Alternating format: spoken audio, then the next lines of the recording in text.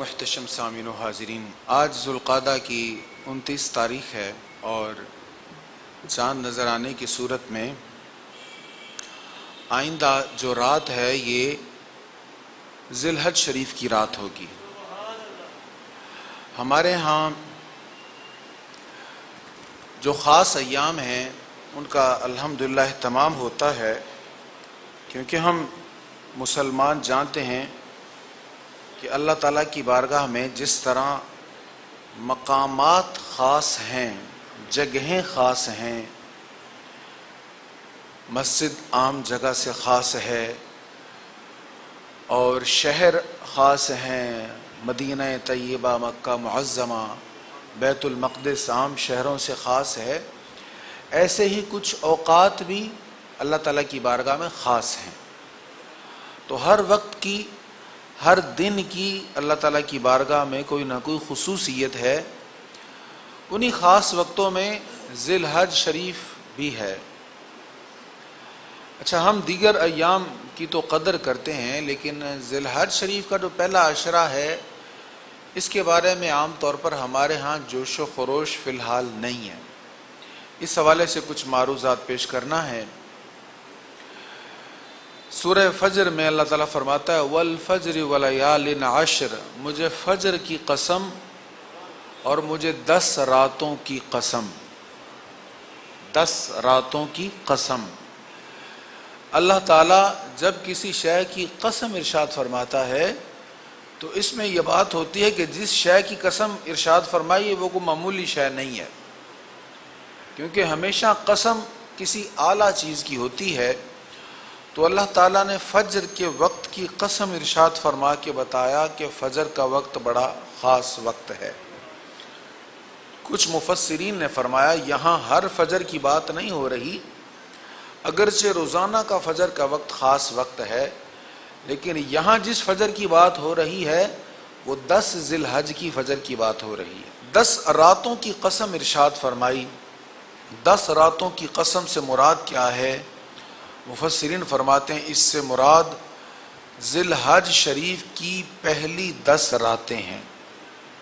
عشرہ ذی الحج کی پہلی 10 راتیں یہ اس قدر خاص راتیں ہیں کہ اللہ تعالیٰ نے ان راتوں کی قسم ارشاد فرما کر ہمیں یہ بتا دیا کہ ان راتوں کو معمولی مت سمجھو۔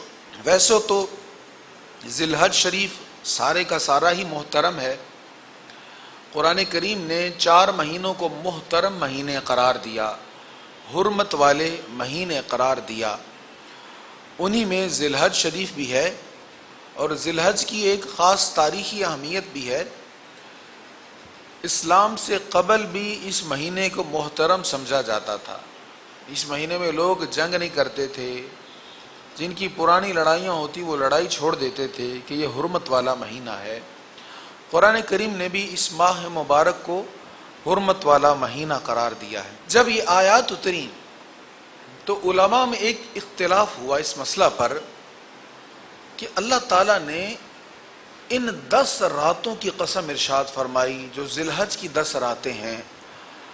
اب اختلاف اس بات پر ہوا کہ رمضان کریم کے جو آخری 10 دن ہیں یہ زیادہ افضل ہیں یا ذی الحج کے جو پہلے 10 دن ہیں یہ زیادہ افضل ہیں۔ پھر علماء نے اس پر مختلف دلائل دیے، ان دونوں کی فضیلت بیان کی، کسی کے دلائل اس طرف ہوئے، کسی کے دلائل اس طرف ہوئے۔ حضرت ملا علی قاری ایک بہت بڑے بزرگ گزرے ہیں، بہت بڑے محدث تھے۔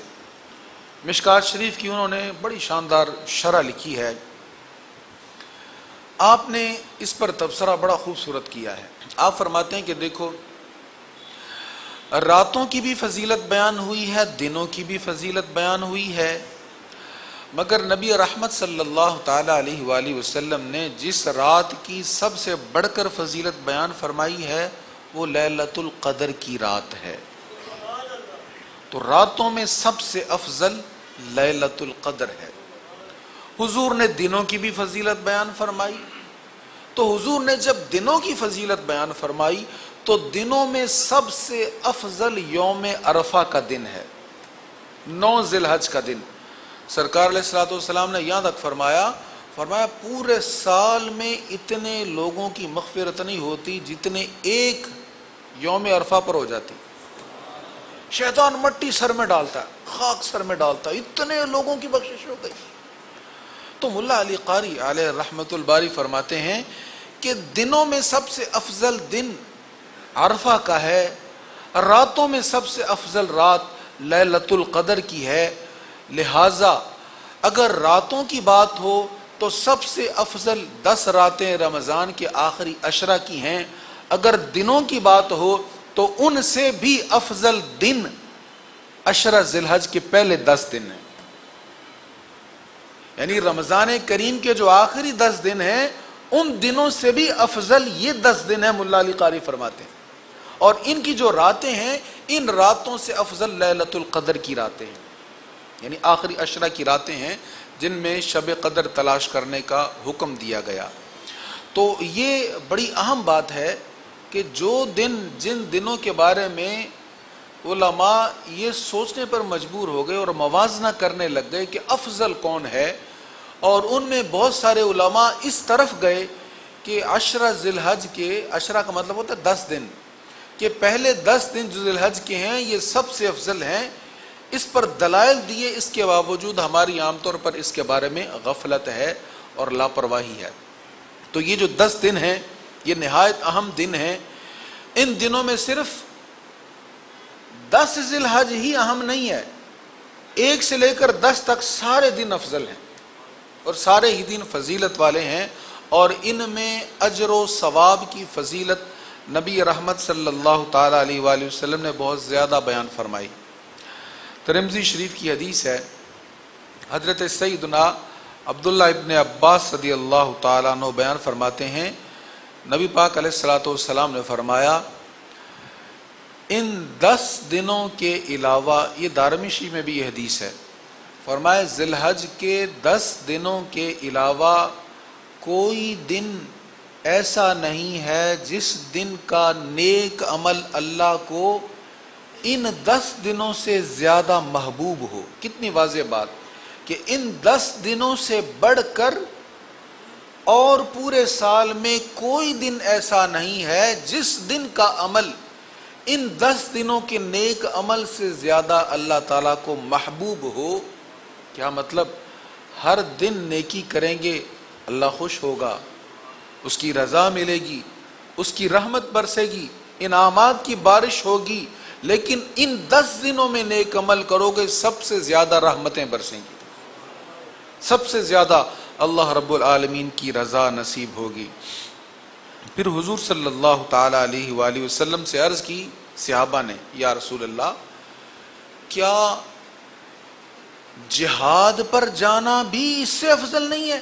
یعنی ان 10 دنوں میں جو بندہ نیک عمل کرتا ہے، کیا عام دنوں میں ایک شخص جہاد پر جاتا ہے، جہاد کرنے کے لیے جاتا ہے، وہ تو اپنی جان بھی ہتھیلی پر رکھ دیتا ہے، کیا اس کا عمل بھی اس سے افضل نہیں ہے؟ فرمایا نہیں، وہ بھی افضل نہیں ہے. ہاں، ایسا مجاہد جو اپنا مال بھی لے کر گیا، اپنی جان بھی لے کر گیا، لیکن پھر کچھ بھی لے کر واپس نہ آیا، وہ افضل ہے.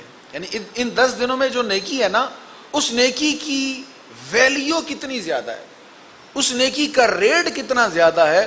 فرمایا اس نیکی سے بڑھ کر صرف وہ ایک مجاہد ہو سکتا ہے جو جہاد پر گیا تو مال بھی لے کر گیا، کہ اس کے مال کی بھی وہاں ضرورت تھی جہاد پر، وہ مال بھی لے گیا، خود بھی چلا گیا، لیکن اس نے مال بھی خرچ کر دیا، اپنی جان کو بھی خرچ کر دیا، کچھ بھی لے کر نہ پلٹا، وہ مجاہد افضل ہے. اس کے علاوہ نیکیاں کرنے والوں میں سے کوئی بھی ان 10 دنوں کی نیکی سے زیادہ افضل نہیں ہے.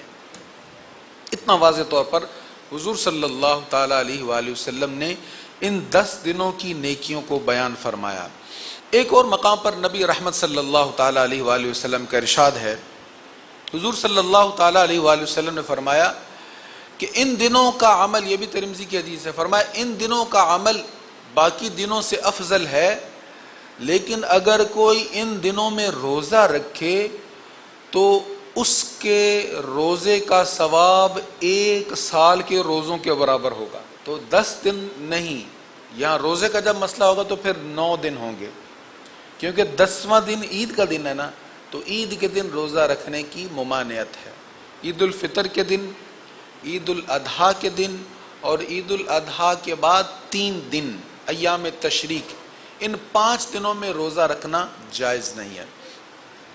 تو حضور علیہ الصلوۃ اس کے ساتھ یہ بھی سن لیں، جو بندہ حج پر جائے تو 9 ذی الحج کو وہ میدان عرفات میں بیٹھتا ہے نا، تو میدان عرفات کے روزے کی بھی بڑی فضیلت ہے، لیکن جو حج پر گیا ہے وہ میدان عرفات میں جب بیٹھے گا تو وہ نہیں روزہ رکھے گا۔ جو حج پر نہیں گئے ان کے لیے 9 ذی الحج کے روزے کی بھی بہت زیادہ فضیلت ہے۔ تو سرکار کریم علیہ الصلوۃ والتسلیم نے فرمایا ان 9 دنوں میں جو روزہ رکھتا ہے اس کو اتنا ثواب ملتا ہے کہ جتنا 1 سال روزے رکھنے والے کو ثواب ملتا ہے۔ یہ فضیلت ان 9 ایام میں روزہ رکھنے کی ہے۔ اور اسی حدیث میں حضور علیہ الصلوۃ والسلام نے فرمایا کہ 10 ذی الحج کی جو راتیں ہیں، ان راتوں میں نفل پڑھنے کا ثواب اس طرح ہے جیسے شب قدر میں نفل پڑھنے کا ثواب ہے۔ ہمارے ہاں اس کا رواج نہیں ہے، ماحول نہیں ہے۔ اس کے لیے ضرور کوشش کرنا چاہیے کہ اس 10 کی مبارک راتوں میں، اب ان میں 10 راتیں ہیں، روزہ میں تو صرف 9 دن ہیں، 1 ذی الحج سے لے کر 9 ذی الحج تک 10 کو روزہ نہیں رکھیں گے، لیکن راتوں کی فضیلت میں 10 کی 10 راتیں ہیں۔ جیسے سورہ فجر کی ابتدا میں آ گیا وَلَيَالٍ عَشْرٍ، 10 راتیں۔ اب 9 راتوں کی بھی فضیلت ہے، اور عید کی جو خاص رات ہے، جس رات ہم جانور خریدنے جاتے ہیں، اگرچہ جانور کی خریداری بھی نیکی کا کام ہے، کیونکہ ہم سنت ابراہیمی کی ادائیگی کے لیے نکلے ہیں، گرمی میں گئے ہیں، ڈھونڈ رہے ہیں، تلاش کر رہے ہیں، یہ بھی نیکی کا کام ہے، لیکن یہ تھوڑی سی نیت رکھیں کہ یہ عبادت والی رات ہے اور ہم نیکی کرنے کے لیے نکل رہے ہیں، تاکہ ہم سے کوئی بے احتیاطی نہ ہو، بھاؤ تاؤ میں کوئی جھوٹ نہ بول لیں، کوئی غلط بات نہ ہم کہہ لیں اور نیکی کو ضائع نہ کر لیں۔ تو اس رات کی بھی فضیلت ہے۔ ان 10 راتوں میں نماز فجر اور عشاء کے علاوہ کوشش کریں رات کے کسی بھی لمحہ میں اگر توفیق ہو تو کم از کم 2 نفل ضرور پڑھنے کی نیت کریں، کیونکہ حضور نے فرما دیا ترمذی شریف کی حدیث کہ ان راتوں میں نفل پڑھنا ایسے ہے جیسے کسی نے شب قدر میں نوافل پڑھے ہیں۔ اب شب قدر تو ہم سے پوشیدہ ہے، وہ تو ہمیں نہیں معلوم، ہاں بزرگوں کے اقوال ہیں کہ ان کے تجربات ہیں کہ 27ویں رات کو ہوتی ہے، لیکن کنفرم نہیں ہے نا، احادیث میں تو تلاش کرنے کا حکم ہے۔ تو شب قدر کا تو ہمیں پتہ نہیں ہے، ان 10 راتوں میں حضور نے کیا دیا، یہ تو پکی بات ہو گئی نا، یہ تو پکی بات ہو گئی کہ ان راتوں میں جو نوافل ادا کرے گا ذی الحج کی پہلی 10 راتوں میں، تو ان نفلوں کا ثواب ایسے ہی ہوگا جیسے کسی نے لیلۃ القدر میں نفل پڑھے ہیں۔ اگرچہ 9 دن جو ہیں، ابتدائی 9 دن ذی الحج کے، ان سب میں ثواب ہے، روزہ رکھنے کی فضیلت بہت زیادہ ہے اور اس کی ترغیب ہے احادیث میں، لیکن 9 ذی الحج کے روزہ کی فضیلت بہت زیادہ ہے، جس کو یوم عرفہ ہم کہتے ہیں۔ ایک ہمارے ہاں یہ بھی بحث ہے کہ یوم عرفہ ہم یہاں کے حساب سے کریں گے یا وہاں کے حساب سے کریں گے، تو اس میں ویسے علماء کا زیادہ تو یہی خیال ہے کہ دیکھیں جس طرح ہم عید یہاں کا چاند دیکھ کر کرتے ہیں، روزے یہاں کا چاند دیکھ کر رکھتے ہیں، ایسے ہی عرفہ بھی یہاں کے چاند کے حساب سے ہوگا، یعنی ہمارے لیے یوم عرفہ یہاں کے چاند کے حساب سے ہوگا۔ اور کچھ علماء نے کہا آپ 8 کو بھی روزہ رکھ لیں، 9 کو بھی رکھ لیں تاکہ کوئی شک نہ رہے۔ بہرحال تحقیق یہی ہے کہ ہمارا یوم عرفہ ہماری تاریخ کے اعتبار سے ہوگا، واللہ اعلم۔ حضور علیہ الصلوۃ والسلام نے 9 ذی الحج یوم عرفہ کی فضیلت بہت زیادہ بیان فرمائی۔ مسلم شریف کی حدیث ہے، آپ نے فرمایا کہ جو 9 ذی الحج کو روزہ رکھتا ہے، یعنی یوم عرفہ کو روزہ رکھتا ہے، اس کو اتنا ثواب ملے گا، آپ نے فرمایا میں امید کرتا ہوں اس ایک روزے کی وجہ سے اللہ اس کے 1 سال پہلے اور 1 سال بعد کے گناہ معاف کر دے گا۔ اللہ اکبر، کتنی زیادہ فضیلت، فرمایا میں امید کرتا ہوں۔ یہ اصول ہے اللہ اور اس کے رسول کے کلام میں، جب یہ لفظ ہو نا میں امید کرتا ہوں، لعل، تو یہ اس میں شک کی گنجائش نہیں ہوتی۔ جہاں ہو نا شاید، لعلکم تتقون، شاید تم پرہیزگار بن جاؤ، تو اس میں شک نہیں ہوتا، یہ یقینی بات ہوتی۔ یہ ترغیب کے لیے شاید کا لفظ ہوتا ہے، یعنی اس کی کئی اور تفسیری وجوہات ہوتی، لیکن جب حضور نے فرمایا نا میں امید کرتا ہوں اس کے ایک سال پہلے اور ایک سال بعد کے گناہ معاف ہوں گے، اس کا مطلب یقینی بات ہے۔ جو 9 ذی الحج کا روزہ رکھے اگر اللہ نے قبول فرما لیا تو ایک سال پہلے اور ایک سال بعد کے گناہ معاف ہو جائیں گے۔